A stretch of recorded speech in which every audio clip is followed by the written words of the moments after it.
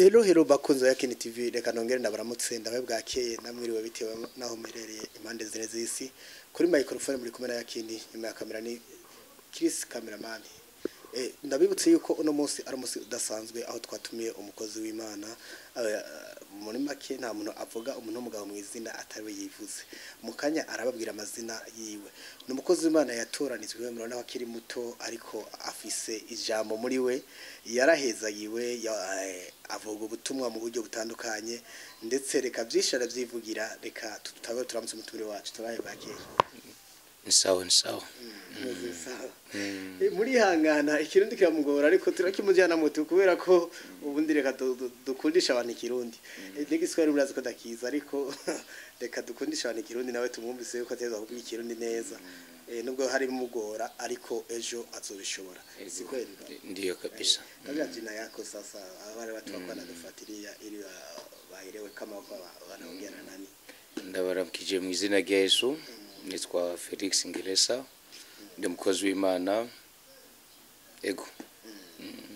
ego Felix mbega usanzwe bavuze ngo umukozi w'Imana nibagije gusa wo gukorera Imana mu gihugu hariho abakozi b'Imana bakorera mu bivuga butumwa hariho abakorera mu masengesho hariho abakorera mu kuririmba hariho abakorera mu gufasha abantu mu bitaro ingabire ni nyinshi kuko Bibiliya itubwira neza yuko ingabire za mpemu yera ari nyinshi urukundo ubugwaneza ugusengera abandi izo zose ni ingabire z'Imana mbega nawe ubukorera Imana mu bivuga ego mugabo ndi muri titre y'intumwa apotre mbega ni kubera iki kino gihe atamupasiteri akibaho abantu bose abasigara ba apotre nashobora kuvuga make kwa sababu wakati gisi muda uko naenda Mungu anainua watu akatoraniza intumwa anatumikiaga Mungu kwa sababu ya kwenda kufungua makanisa anu ariho hose mbega hamwe no kugura amashengero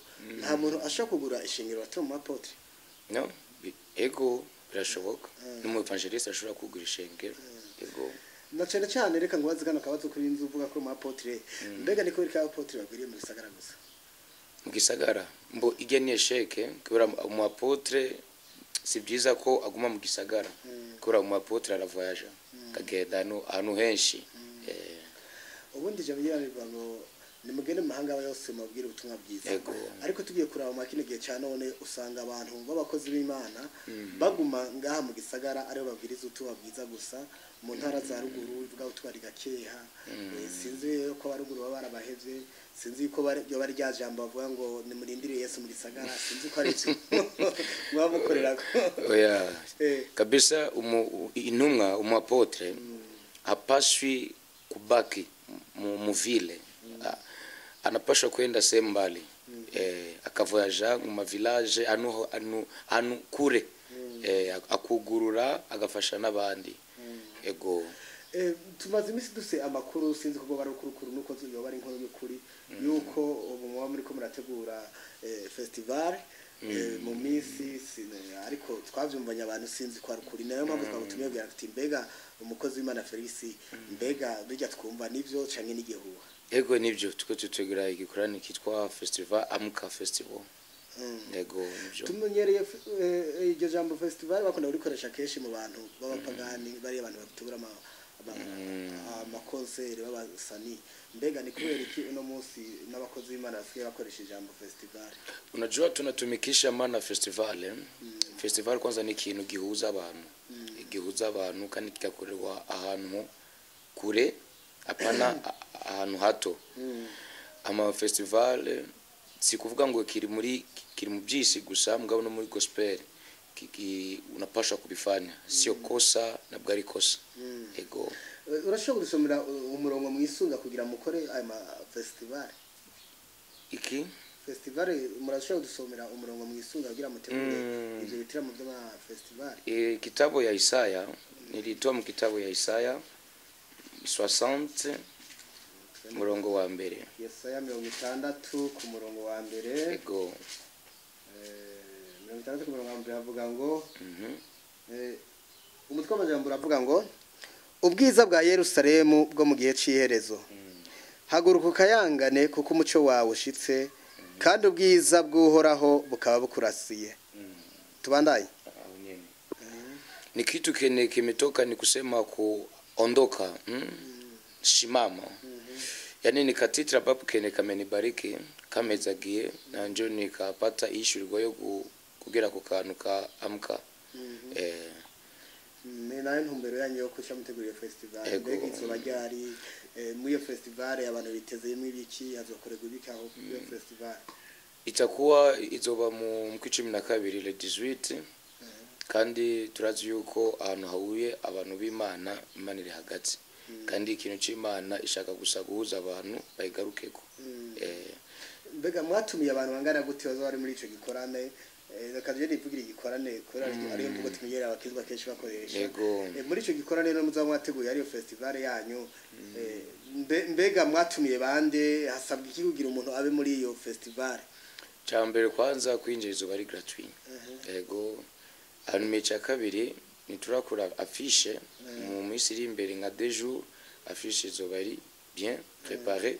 Amana b'invité bazoba bari bavuye hanze muri Tanzania no muri Congo, kandi baba benshi bazobabona ku mafishe, mugabona abantu kabisa bakomeye basuzwa amavuta twese tuzoba turi ngaho. Mbega none ko mwabisize mu 12 no musi wa mushimye kubitangaza tukiri mu kwezi kwindwi, nimena ko mubitangaje kare? Mboni avantage gusa ko nshaka abantu babimenya kirikare bitegure. Mbega none ndagaruka mu gihe cy'intumwa, kuko burya imaze kwitwa umuapotre ubazwa ibibazo byinshi kandi ufise ubutwaje bitaye Imana. Turagaruka ku kintu cy'intumwa. Mbega niki ukangurira abandi abakozi b'Imana muri kino gihe tugezemo kugira ngo bashobore nabo kuba bo kwiza ubwami bw'Imana nkuko Imana iba yarabahamagariye ikivuga ciza? Kimwe nashobora guhanura abakozi b'Imana biki gihe, basifananishe watu kama pesa, lakini wafananishe watu kama inama zatakaye kubera zigaruke. Kubera matatizo iko mingi muri iki gihe, na probleme ibigeragezo, ugasanga induru mu mashengero, ugasanga n'intumwa ziriko ziragwana kandi si byiza, ikiba asheke. None tuko turafashana kubera n'abandi bari inyuma, tuzane basijya kanguru no kubakozi b'Imana bakanguke ama bakangura abandi. Hanyuma ikindi nshobora guhanura abakozi b'Imana bijya byo kwinjira mu rezo sociaux gutukana cyangwa amasheke si byiza, ugasanga bariko bagira nabi, ugasanga ubwami bw'Imana buriko buko bunaribika gabo, ugasanga mugaba abapagani bahebye Imana, amarira yabo bariko baravuga abantu, donc baokoke bien, baokoke babafashe bakorore mukuri, batumikie mkweli juu watu warudi tena kumwamini Mungu. Sasa tatizo linatokea wapi? Kila siku tunasikia vita sehemu tofauti kwenye makanisa, na hata na wewe mwenyewe umemaliza kusema kama na rezo sosio ni hivyo watu wanaenda kwenye rezo mitandaoni wanakuwa wanatukana na wakati ni watumishi wa Mungu. Sasa ni kitu gani kinasababisha kila siku watumishi wa Mungu wao wanagombana? Unajua kitu kama hicho wakati kama huu ulimwengu wa giza umetawala ulimwengu wa roho sana. Na tusisahau ya kwamba wakati kama huu ari ibintu bitatu isi inashimamia iko icyambere ari amahera, icya kabiri ariyo icubahiro, icya gatatu ariyo umukobwa. None ugasanga muri ibyo bintu bitatu biko binauwa sana mu dunia, ugasanga byamaze no kwinjira mu bakozi b'Imana. None cyambere ugasanga icubahiro, icya kabiri ugasanga amahera, ikintu cya gatatu ugasanga ibintu by'abakobwa. Harimo ibintu ugasanga induru, tunabionaga ma rezo sociaux, ugasanga abapasiteri bariko baragwana kandi si byiza. Ngo basubije ijambo ry'Imana kugira ngo ushobore guhanura abantu dukoresheje ijambo ry'Imana, cyane cyane ko ari ryo risawe riyoboye abantu bamenye Kristo. Abantu benshi bariko baribaza ati mbega twe twokwitwara gutera n'abantu tubaze iminsi duhura akavuga ati je mu rushengero sinzosubirayo kuko nasanze ibibera ivyabera ari mu kirori nino niyo bibera, ndasanze atacahindutse na kimwe. ndagomba ubahanura ukoresheje ijambo ry'Imana. Ego wacha tu bila kwenda mbali ninya hii tu neno Isaya 59 mstari wa pili. Isaya 59. Oui 59.